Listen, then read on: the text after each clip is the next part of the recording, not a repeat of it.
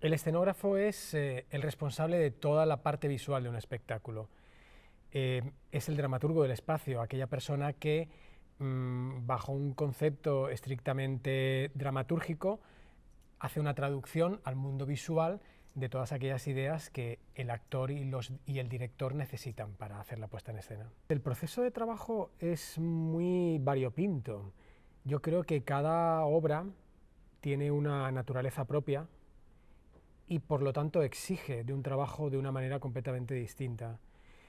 Es muy diferente trabajar Shakespeare, Chekhov o un autor contemporáneo, o incluso hacer un trabajo donde el texto se está escribiendo en el momento en el que se ensaya. Pero si tuviéramos que hacer una visión general, diríamos que yo siempre tiro del texto, creo que en el texto está todo. Creo que nosotros tenemos que, sin ilustrar el texto, y esto sería una premisa muy importante, no caer en ilustrar el texto, sí crear mundos que estén contenidos ya en ese texto. Lo que pasa es que también el escenógrafo contemporáneo creo que tiene un trabajo de innovación, que de alguna manera significaría revisitar ese mismo texto de otro ángulo distinto. Y eso me ocurre cada vez más en mi carrera, la idea de enfocar desde un ángulo diferente. Cuando precisamente el público tiene ideas preconcebidas, incluso nosotros también las tenemos muchas veces, de cómo es Shakespeare o de cómo es Lope de Vega, pues también hay un ejercicio muy bonito para uno mismo pensar desde otro ángulo de vista, para nosotros y por supuesto para el público. El trabajo siempre es en equipo, yo creo que eso es una de las maravillas del teatro, ¿no? De hecho diría que esas sesiones de trabajo en las que estás discutiendo con el director, llegando a acuerdos, sorprendiéndolo y dejándote sorprender, a mí me parece que esos momentos no tienen precio y que son realmente el motor por el cual a mí me gusta todavía dedicarme a esto. Luego, cuando llegas al escenario y ves a la criatura allí, dijéramos que ese empieza a ser uno de los momentos menos interesantes, puesto que ya no es tuyo el trabajo, ya forma parte del escenario y ya es más del actor y del público que tuyo. Por tanto, el proceso de trabajo en el que el papel está en blanco y cualquier cosa es posible, ese es el momento más bonito y más preciado. Y allí, de alguna manera, uno tiene la sensación de volver a ser un niño y de jugar a cualquier cosa. ¿Y si hacemos que esta vez el actor camine por la pared? ¿Y si conseguimos que llueva una lluvia de color verde? ¿Y si consiguiéramos que cayera la pared del fondo del teatro y apareciera detrás un desierto? ¿Y si? Entonces ese momento del ¿y si? Me parece tan poderoso como para que yo le haya dedicado 25 años de mi vida y quiera dedicarle los próximos 25. Lo primero sería entender qué es Anton Chekhov hoy. No hacer un ejercicio de estilo, de intentar imitar un estilo chejoviano, si es que lo hay, sino intentar establecer referentes contemporáneos y coetáneos del público, del espectador. Eso es muy importante. Intentar crear un lugar en el que los personajes puedan vivir hoy. Ese sería, yo creo, el primer encargo. Y es un primer encargo que Ernesto me formula como tal, pero que sin haber hablado yo ya lo comparto y lo suscribo porque hemos trabajado mucho juntos y conocemos un poco, nos conocemos mutuamente. Lo segundo sería lanzar una idea de un espacio posible y que ese espacio sea minimalista, que esto es algo que a mí me obsesiona siempre. Soy poco amigo del aparataje escenográfico, del barroquismo en el escenario, ¿no? Y por tanto intentar poner ideas y depurarlas al máximo posible. Para eso hay que tener tiempo. Eso es como un buen vino y como tantas ideas que van ganando quilates con el paso del tiempo. Yo creo que no se puede hacer un buen montaje en 15 días ni en 2 meses y por suerte, por fortuna, con Ernesto todos los proyectos, pero este en particular lo hemos cogido con mucho tiempo y eso nos da un nivel de estilización, de depuración que nos está llevando a elementos muy concretos, a huir de lo gratuito y a dejar en el escenario solo las cosas que son esenciales, ¿no? y esconder la tecnología, que eso es algo que me fascina y me obsesiona a partes iguales.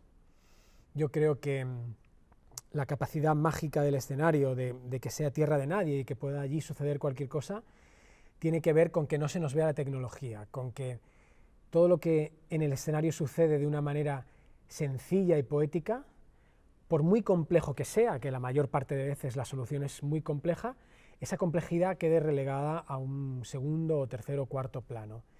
Y estamos en ese momento del proceso, en un momento de simplificación y de esconder absolutamente todo lo técnico para que el espectador vea magia en el escenario. La gracia de todos estos elementos es organizarlos en un modo en el que aparezcan o resulten elocuentes en un momento de la representación sin necesidad de que durante todo el tiempo permanentemente estén en escena. Yo creo que si tuviera que definir cuáles son las características de un espacio escénico, de una escenografía, la variedad sería uno de ellos, es decir, la capacidad de, con mínimos elementos, transportar al público a un máximo de lugares distintos. Para ello, el movimiento resulta fundamental. Yo analizo todos los espacios que he creado en todos estos años y creo que el único denominador común que hay de todos ellos es el movimiento. Es que siempre mis espacios se mueven. Y moverse significa físicamente que los elementos se desplazan por el espacio, que los elementos no son estáticos, sino que hay un sentido dinámico, y sobre todo que los elementos empiezan de una manera y acaban de otra. Es decir, jugar incluso también con las expectativas del público, que cuando un espectador ve una silla, la recibe como tal, pero al cabo de 2 horas, 3 actos más allá, esa silla es otra cosa completamente distinta y ya está volando por los aires, emitiendo luz, emitiendo sonido, qué sé yo, lo pongo como un ejemplo, ¿no? Pero esa capacidad transformadora del espacio me parece que es fundamental. Y eso en el Jardín de los Cerezos se va a manifestar de manera muy patente. ¿Por qué? Porque el público cuando llegue a la sala prácticamente a veces van a pensar que se trata de un espacio vacío. Pero es una vacuidad falsa, porque a poco que vayamos fijándonos van a aparecer elementos que no estaban en el teatro, van a aparecer elementos por arte de magia, elementos que parecían inmutables, rígidos, estables, van a adquirir movimiento, y para todo ello no solo está la escenografía, ni muchísimo menos. La escenografía es un primer paso, para ello también está la iluminación, en este caso también el vídeo, el vestuario, el juego del actor. Todos estos elementos nos ayudarán a crear un espacio completamente dinámico, en donde cualquier cosa sea posible. Y sea posible, por ejemplo, hasta devolver a los personajes a la realidad de la calle, que podamos abrir una puerta que hay allá al fondo, que comunica con la calle Valencia, y el espectador, después de ver un lugar de magia y de poesía absoluta, pueda ver por un agujero al fondo la realidad y devolver a esos personajes a la realidad. Que el público esté integrado en la puesta en escena, esto es una de las claves fundamentales, yo diría, del último cuarto del siglo XX y por supuesto de lo que llevamos del siglo XXI. Esta arquitectura teatral como en la que nos encontramos ahora son espacios basados en la confrontación, es decir, yo estoy aquí mirando allí y el actor está allí mirando aquí. A mí me gusta, cuanto menos, romper, violentar ese enfrentamiento y siempre acercarlo, siempre atenuar esa confrontación, con lo cual yo necesito que el público esté cerca. Para ello, vamos a avanzar el escenario, vamos a ganarle como 4 metros hacia el público. Eso es algo que los teatros contemporáneos modernos como este técnicamente lo permiten, es tan fácil como apretar un botón, levantar una plataforma y hacer que el escenario salga de su lugar original para acercarse al público. Eso ya significa también que al actor lo vas a poner en un territorio, una tierra de nadie, porque no va a estar en su zona natural, que es el escenario de dentro, sino que va a estar prácticamente ocupando el lugar que tradicionalmente es para las primeras filas del público. A mí me gusta, cuando voy al teatro, escuchar al actor respirar, verlo sudar, verle los poros.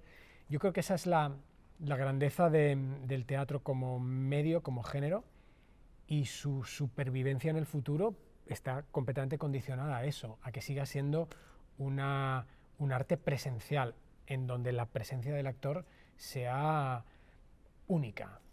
Hace unos años te hubiera dicho que mirándome toda la historia del arte, y en particular la historia del arte ruso, puesto que es una pieza que sucede en Rusia. Está muy bien, la historia del arte ruso ya me la conozco, perfecto. Ahora me centraría mucho más en otros aspectos, ¿no? Por ejemplo, me interesaría mucho más, me centro en el arte contemporáneo ruso, que se está haciendo ahora, ¿no? Me interesan mucho más también aspectos políticos de Rusia ahora y aspectos sociales, de ese país tan grande, tan desigual, ese país que por su medida no ha podido nadie con él, ni siquiera pudo Hitler, intentó entrar, pero claro, hubo un momento que aquello era interminable, y esa realidad compleja de Rusia creo que de alguna manera también está trasladada aquí. Digo que ahora te contestaría de una manera muy distinta, porque con los años, y cuando ya llevo muchas escenografías, he llegado a pensar que nos miramos mucho todos los unos a los otros, nos documentamos de nosotros mismos, miro qué han hecho otros compañeros, miro el arte contemporáneo más cercano, miro lo que hace Rothko, miro lo que hace Plensa, y al final hay un momento que si nos damos cuenta todos estamos haciendo cosas muy parecidas. Eso tiene su lectura positiva, y es que a lo mejor dentro de unos años nos dicen que hemos formado una generación, pero yo me inclino más por una lectura pesimista. Creo que nos estamos retroalimentando. Y yo creo que como artista lo único que se espera de nosotros es una lectura personal. Así que cada vez me documento menos en lo que se entendería documentación convencional, de mirar cómo era el arte en ese momento, y cada vez soy más punky en crear un contexto dramatúrgico radical. Vamos a hablarle al público de hoy con lenguaje de hoy.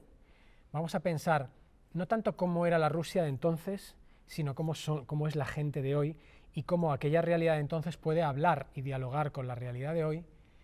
Y ahí se producen puntos de fricción que son completamente reveladores. Yo creo que la metodología de trabajo es al mismo tiempo controlando mucho, pero también dejando espacios de libertad a todo el mundo.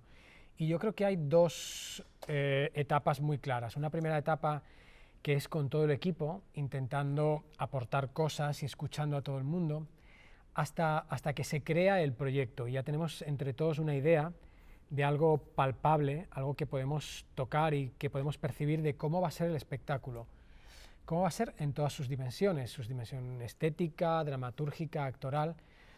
Ahora estamos en ese punto, ya podemos con palabras o con imágenes explicar cómo sería el espectáculo. A partir de ahí empieza una fase mucho más técnica, que es de realización, de eso que está en nuestras cabezas y que tiene forma aquí dentro, que la tenga fuera y que la tenga para el público. Ese proyecto podemos decir que es más matemático, más preciso, más técnico, y ahí, aunque puede haber libertad, hay mucho más control. Finalmente, si tú quieres una tarima de 8,2 metros por 8,2 metros, la quieres de ese tamaño, la dibujas, haces la maqueta, compruebas luego en el taller que tenga esa medida, con lo cual son dos fases muy distintas del proyecto, complementarias, y si en la primera fase no ha habido libertad, el proyecto se resentirá en la segunda fase, y si en la segunda fase no hay ese control de que las cosas estén como tú quieres, se resentirá el proyecto de la primera fase, con lo cual es un proyecto muy dinámico en el que tú tienes que estar abierto a todo. En un equipo hay gente muy talentosa, tú tienes que estar receptivo a incluir el talento de los otros en tu propuesta, a saber que no viene a restar de tu propuesta brillante, sino todo lo contrario, a hacerla más estupenda, más brillante. Por tanto, es una especie de toma y daca para el que hay que estar muy abierto y muy entrenado. Habrá un primer acto que vamos a llamar de bienvenida. De bienvenida es casi de teatro de cámara, de teatro de proximidad, donde vamos a emplear un 20% como mucho del espacio disponible y de las posibilidades del Teatro Valle Inclán. Un primer acto que tiene una función de dar la bienvenida al público, de sentar las bases de cómo va a ser la puesta en escena, y un segundo acto en donde ya vamos a introducir el elemento rotura. Vamos a físicamente romper el escenario. Una tarima de 8,2 metros por 8,2 metros, que en cierto momento tiene la capacidad, como si hubiera estado atravesada por un cuchillo, como si fuera de mantequilla, partirla por la mitad y separarla. Esa rotura del espacio está muy bien que se produzca en un acto segundo, pero sería imposible hacerla en un acto primero. En un acto primero tienes que enseñar el espacio y en el segundo acto transgredirlo, por así decirlo, romperlo. En el tercer acto vamos a crecer muchísimo, es curiosamente el espacio más grande de toda la representación, donde van a aparecer elementos colgados, donde va a aparecer toda la profundidad de la chácena, elementos móviles, donde aquel elemento que hemos visto roto, que pensábamos que era estático, de golpe incluye movimiento y se convierte en un giratorio. Y habrá un cuarto acto que sea recoger todo eso, volvérselo a enseñar al público como al principio, pero después del gran viaje que le hemos dado al público, el público verá que ese espacio ya no es el mismo de antes, ¿no? Que eso es muy bonito, es la cuarta dimensión, que es el tiempo. Un mismo lugar, 2 horas más tarde ya no es el mismo lugar y sobre todo después de lo que ha pasado ahí, ¿no? Uno de los pocos elementos que hay de época, porque realmente sí que podrían ser unas lámparas del siglo pasado, pero que aparecen un poco como guindas, puestas de manera muy particular y precisa en un momento, que curiosamente aporta mucho sobre un tercer acto que pasa en una gran fiesta, pero son unas lámparas en las que no son unas lámparas realistas, por ejemplo, son unas lámparas que van a estar girando todo el rato, casi como haciendo un paralelismo con lo que para nosotros sería una bola de espejo giratorias, pues en un baile de la Rusia decadente, ya no es ni siquiera la Rusia imperial, pues esas lámparas van a girar un poco como si fueran bolas de espejo, ¿no? Se trata de coger elementos, extrapolarlos, sacarlos de su contexto original, ponerlos en el escenario y esperar que funcionen de una manera análoga, pero fuera de su significación convencional. A mí eso me gusta mucho hacerlo, sacar elementos inesperados de otras realidades y ponerlas en el escenario un poco como el que inventa un nuevo cóctel. Lo agitas todo y dices, a ver qué sale. La dificultad es enorme, la dificultad es titánica. Yo creo que uno podría pensar que cada vez cuando tienes más trayectoria y has hecho más escenografías es más fácil. No, no, es infinitamente más difícil, infinitamente. El horror vacui, eso de tener el papel en blanco y decir, ¿qué pip hago? Eso cada día es peor. Tanto es así que uno pasa por una montaña rusa emocional tremenda de pensar, yo no sé hacer esto. Esta profesión, me he equivocado de profesión, ¿no? Luego un buen día tienes la idea y entonces la montaña rusa va para arriba y dices, pero si soy estupendo. Estamos en una montaña rusa tremenda. Dificultad. Eso que os decía al principio de intentar mirar las cosas desde un ángulo distinto, me parece una dificultad extrema, porque cada vez tenemos la mirada más condicionada, cada vez hay un pensamiento único atronador, que nos dicen cómo tenemos que ver, pensar, sentir, mirar. Intentar salirse un 1% de eso, a mí me cuesta horrores y cada vez más. Entonces, eso es una dificultad que la considero titánica. Y allá es donde pongo más esfuerzo, precisamente para intentar salir de eso, ¿no? De la mirada convencional. No siempre lo consigo, vaya por delante. Sorpresas. A mí me sorprenden mucho los directores y me encanta trabajar con los directores, porque a mí Ernesto Caballero me sorprende todos los días. Uno, por esa capacidad de juego, que eso me parece que es una bendición, es decir, entender el teatro como un lugar en el que se juega, en el que se le plantea un juego al espectador, unas reglas, y son unas reglas que se pueden perturbar, cambiar, innovar durante el tiempo de la representación.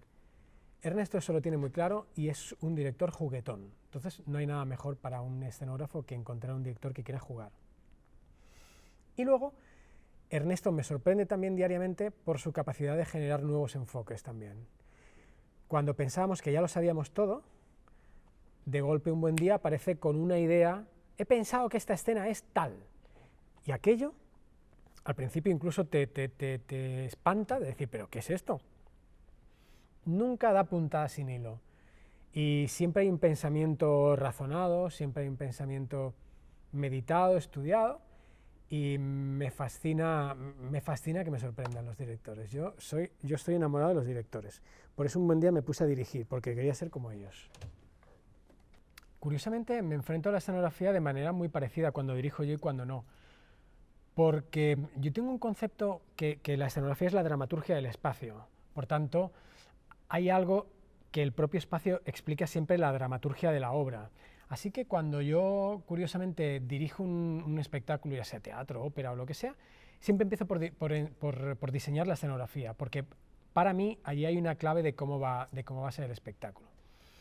Dirigir me parece que es un ejercicio maravilloso que todo el mundo debería hacerlo una vez en la vida.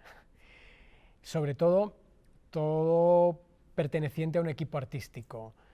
Porque uno se da cuenta de muchas cosas, se da cuenta de que el escenario es soberano, de que el escenario te dice lo que funciona y lo que no, de que muchas veces tú, desde tu pequeña área, en mi caso la escenografía, la iluminación, el vestuario, todo, a veces queremos explicar demasiado la historia con nuestros propios elementos.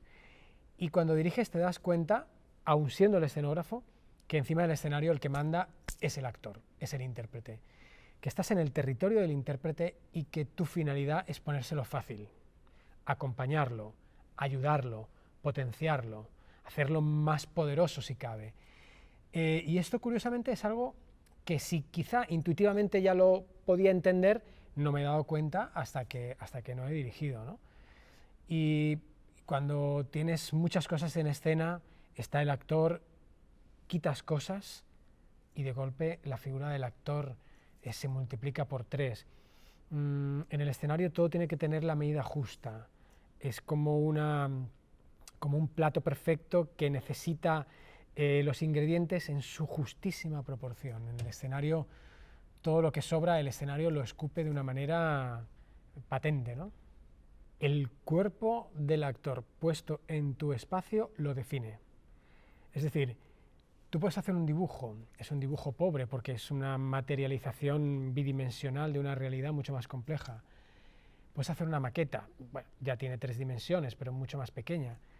La realidad es cuando el actor lo hace vivir. Y muchas veces nuestras propuestas, que en nuestra cabeza son una cosa, usada por el actor acaban siendo el triple. A veces incluso el actor propone juegos con tu espacio que tú no habías ni imaginado ni soñado. Y eso es una maravilla, eso es poderosísimo cuando sucede. Porque son ellos realmente los que le dan vida al espacio. Tú lo haces para ellos. Y en ese momento, cuando un actor establece un nuevo juego con tu espacio, la primera parte tu ego dice, pero ¿cómo no se me ha ocurrido a mí? ¿No? Y la segunda dices, lógicamente, yo no soy actor, son ellos los que están ahí jugando con eso. Así que la presencia del actor define el espacio escénico, así de sencillo. Es más, la presencia del actor en un espacio vacío es una escenografía. La manera de caminar de un actor en un espacio genera una noción de espacio, genera un actor caminando nos puede dar la sensación de un espacio embarrado, de un espacio encharcado, ¿no?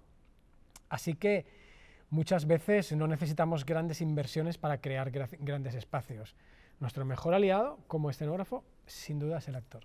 Yo creo que no hay jardín en el Jardín de los Cerezos porque sería lo mismo que poner a Pepe el Romano en la casa de Bernarda Alba. Es un personaje, es una presencia, pero es una presencia poética, onírica, pero no tiene que verse en el escenario. Se alude todo el rato a ese jardín casi como una Arcadia feliz, como un lugar en el que estos personajes han sido felices. Pero así como todos, supongo que mitificamos un poco los lugares de nuestra infancia, sería muy pobre para el espectador poner eso en escena. Nosotros queremos que todos los espectadores imaginen, sueñen cómo es ese jardín en el que todos fuimos felices de jóvenes y que ahora tenemos que vender porque la economía no se sostiene. Y luego el elemento metafórico del hacha que es el capitalismo, es ese hacha que va a cortar todos los cerezos para hacer una urbanización de pequeños chalets, es eso, ¿no? Y entonces, como metáfora, vamos a escuchar el sonido del hacha, pero también hay un momento que literalmente le vamos a pegar un hachazo a la escenografía, vamos a clavar un hacha en el suelo, no tanto del escenario, sino de la escenografía, de esta tarima, un trozo de suelo que técnicamente habrá que cambiar todos los días para que podamos destrozarlo con ganas, y que me parece que va a ser un elemento muy elocuente y muy poderoso, porque realmente significa que el actor destruya un trozo del escenario, y esto me fascina.